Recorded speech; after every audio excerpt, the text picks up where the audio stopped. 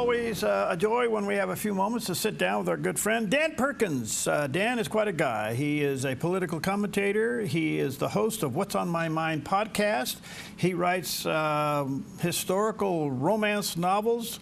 The latest two is called Sad Eyes, 1 and 2. There's the picture of the book on the screen. He has a couple of websites, danperkins.guru. And he has an amazing outreach to veterans, songs and stories for soldiers.us, and that's going on. And let's see, the last time we were together, you gave me another website. What are you doing?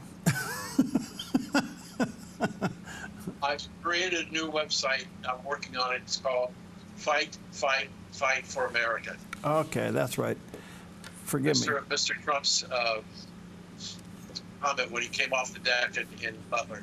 It's not up yet, but it's coming, and I will keep you apprised of it. We're also going to, we may have talked the last time about modifications we want to do at Songs and Stories to begin to treat opportunity to treat drug abuse. Okay. Good stuff. Where's your microphone? You're a little shallow. Okay, there you go. Okay, thanks. Well, listen, here we are, day 3 of the Trump administration. What did you think of his speech? I thought his speech was honest, fair, and addressed the issues that the American people want to have addressed. And so there was a lot going on during the day, and I want to change positions with you because I want to ask you a question that I've been asking. I just finished another interview 2 minutes before I came on to you. Okay. Let me ask you a question. Of all the things that you saw Monday, what made the greatest impression on you?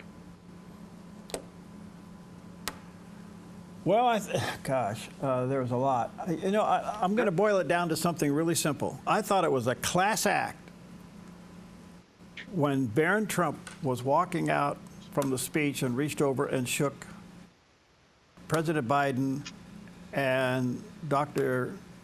Biden's hands on his way out. I thought that was a class act. Right. My most important part, I had a little bit of a conflict. After 7:30, being a lifelong native of Columbus, Ohio, I had to get involved in the Ohio State Notre Dame football game. So I kind of switched off of the inauguration. But when I came back, I saw my highlight of the day. And I don't know whether you saw it. I don't know how many people saw it.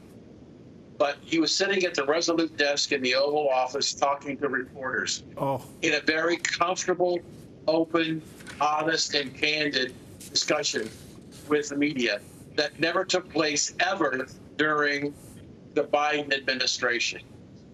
But the highlight was when that gaggle was done and the camera pulled back, you saw the top of the Resolute desk just covered with executive orders. Yeah. It was said, Dan, it was said that in the first day, actually it was through yesterday, so through yesterday, President Trump has taken more questions and answered them from the media than President Biden had in the last 2 years of his presidency. I'm not surprised. I mean, he's what you see with Trump is what you get. There's no facade. There's no manipulation. He tells it like he sees it and does what he thinks is necessary to get the job done.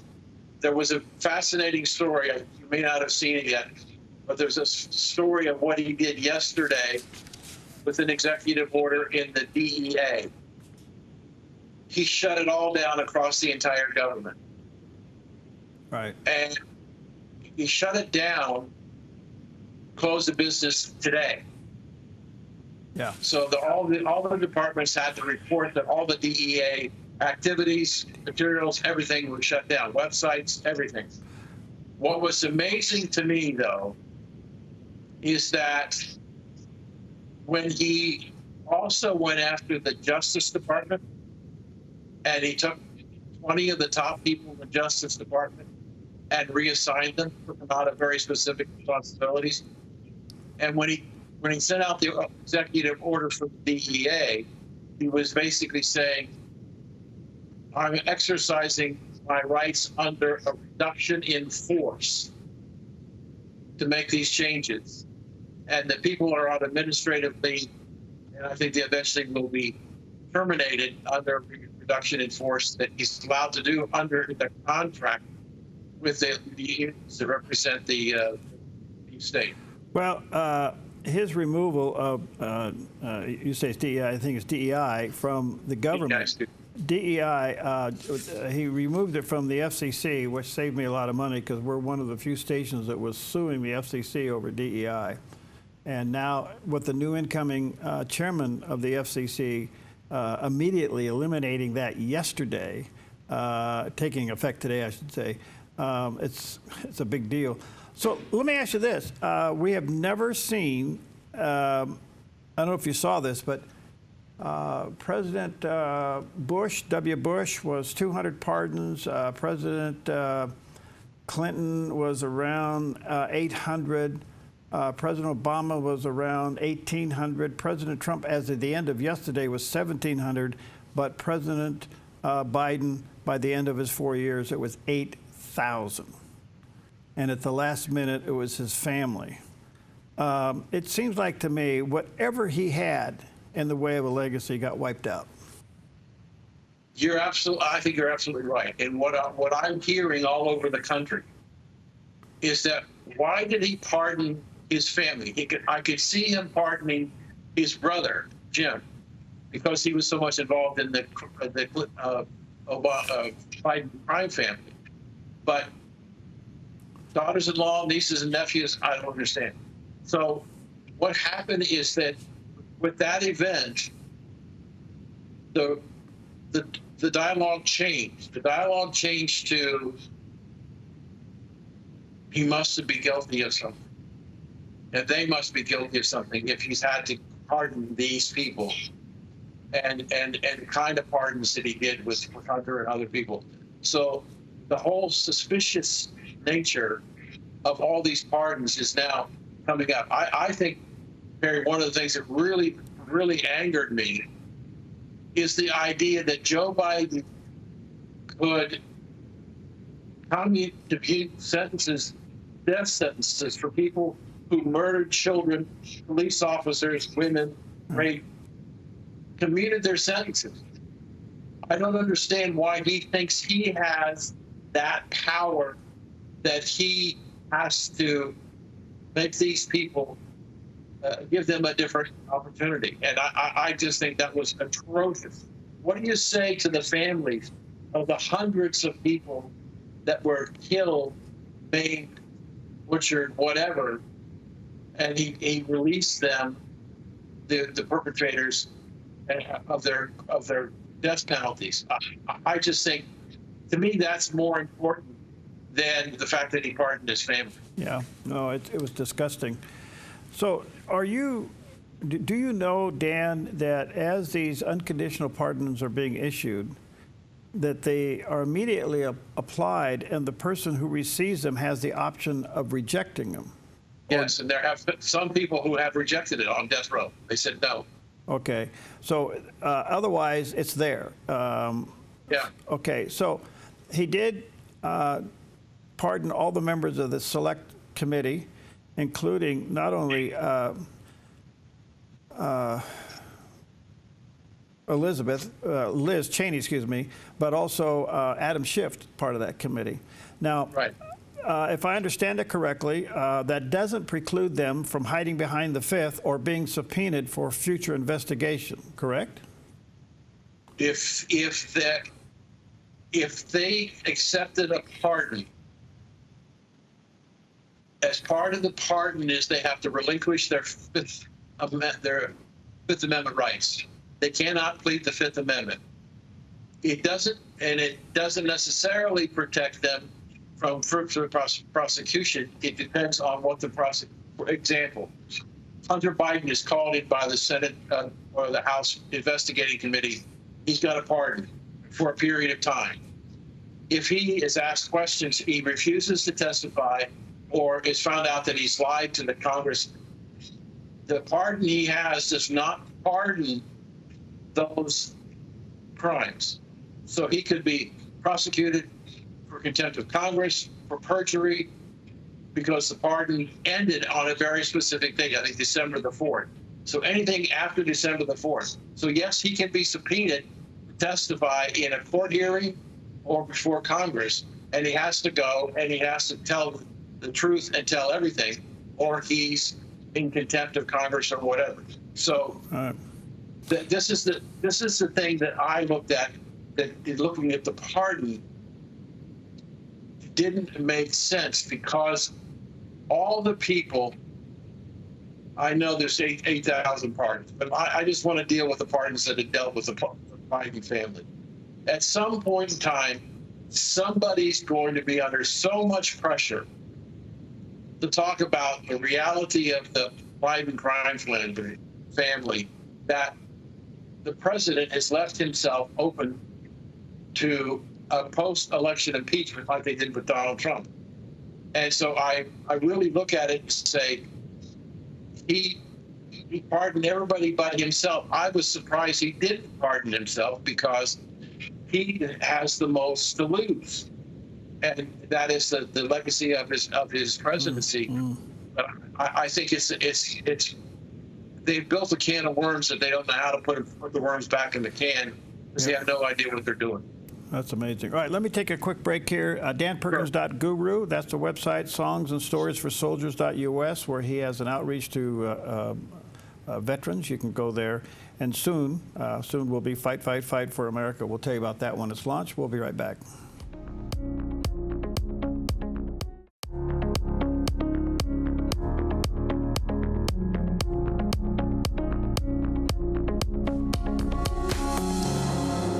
Welcome back. Dan Perkins with us. Check out his website, danperkins.guru, and check out, you can go online, Sad Eyes, which is a couple of novels that he's written, the romantic side of Dan.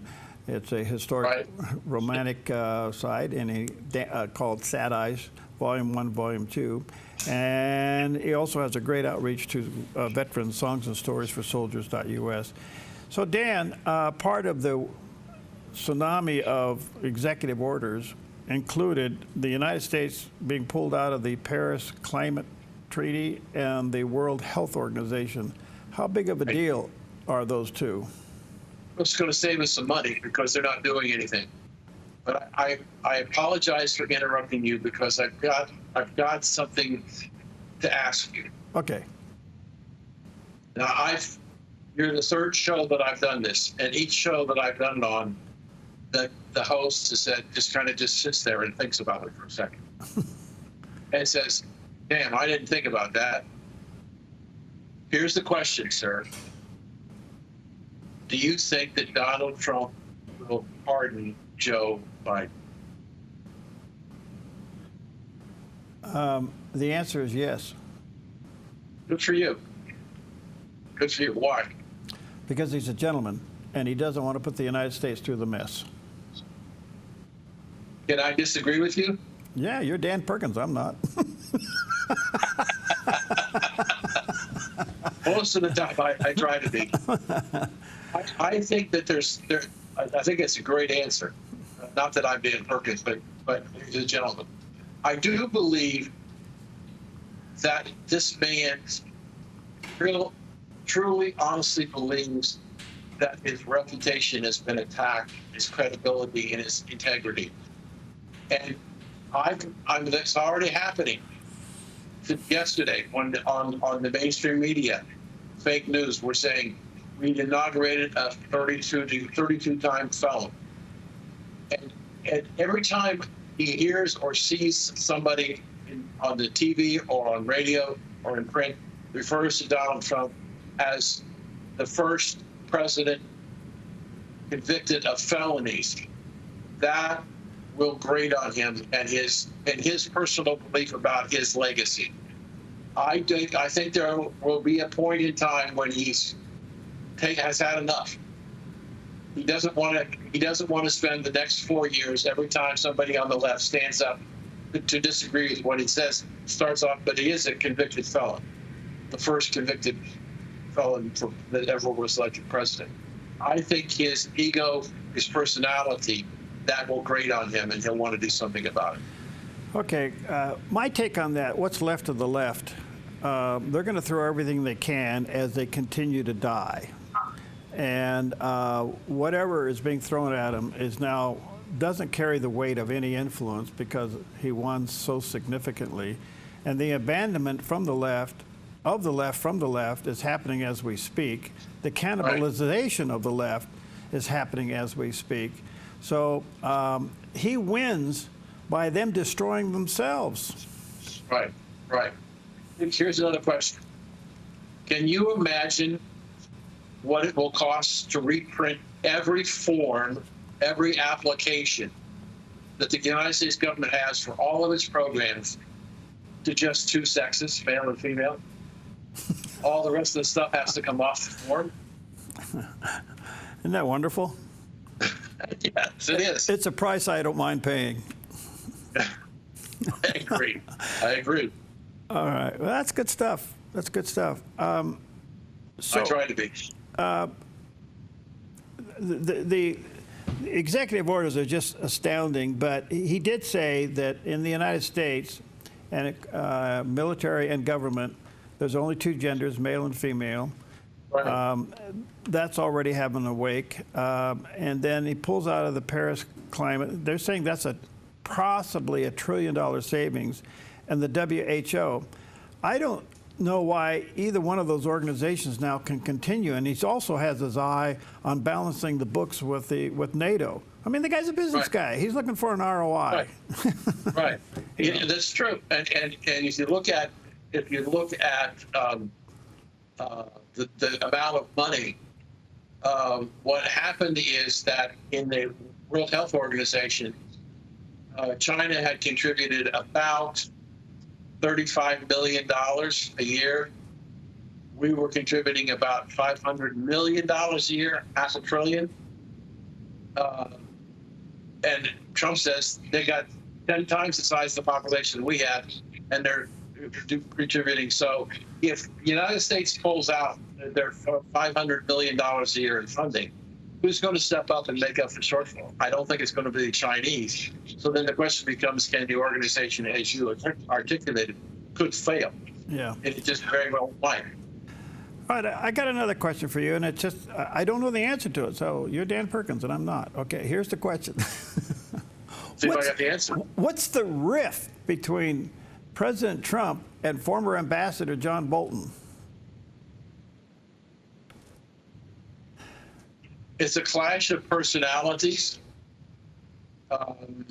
Believe it or not, I believe that John Bolton has a much larger ego than Donald Trump. And he believes, in my opinion, he believes he's always right. He's never wrong. And he's trying to do what he thinks is the best for the country, but also do the best for him. So it's a clash of personalities over policy, and they'll never throw in the water. They'll never mix. And I don't think that there'll be a role for Bolton in a Trump administration or a Vance administration to follow. Okay, so that helps me a little bit because he withdrew all of his clearances and protection yesterday. He's standing out there all by himself. John Bolton is. I don't expect him. So up till about a month ago, was Panama Canal ever on your mind? Oh, yeah, because I saw the stories about $450,000 for one naval ship to get through the canal. I saw the stories of how much the Chinese had influence in what was going on, not only around the canal, but in Panama, and were basically had a management contract. So I believe that Trump is correct. They violated the terms. Panama violated. They did not follow the terms of the treaty that gave them possession, and we should take it back. And I think that's true, because Perry, if you think about it and move in a more global picture, we've got a problem. If the Chinese have control of the canal and they blockade it, our naval ships have to go all the way through and down around South America to come back up in order to be able to support should the Chinese decide to attack Taiwan or the North Koreans try and attack South Korea. So the Panama Canal becomes extremely strategically important for us to be able to help our allies in the Far East. So basically, trying to keep this simple, we're dealing with a breach contract. Yes. And we just arbitrarily go down there and take it over? I mean, it's not going. They're not going to lay down. But how does this play out? We have the things that the great big things on the ships are called guns. They can fire from in the water and blow a lot of stuff apart. So I don't think that the Panamanian Army or Navy is large enough. I don't think that the Chinese want to engage in Panama. So it's not going to be easy, but we're going to get the Panama Canal done for our own national security. Okay. Over to Greenland. There's probably more people in your cribbage club than there are in Greenland. That's true. So in the meantime, Trump Force One landed over there and coming back, and the Dutch don't have the wherewithal to support it, but they may take the money. So my question is this a lot line adjustment with Maine, or does it become a territory? I think it will become a territory.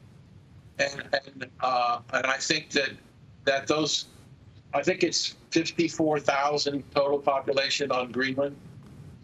If what I'm hearing is true about the natural resources on the island, in addition to become a full-fledged harbor and port for American warships, developing the resources of Greenland is going to make those 57,000 people, much like the Alaskans, who are going to get checks from the government instead of paying checks to the government from the resources.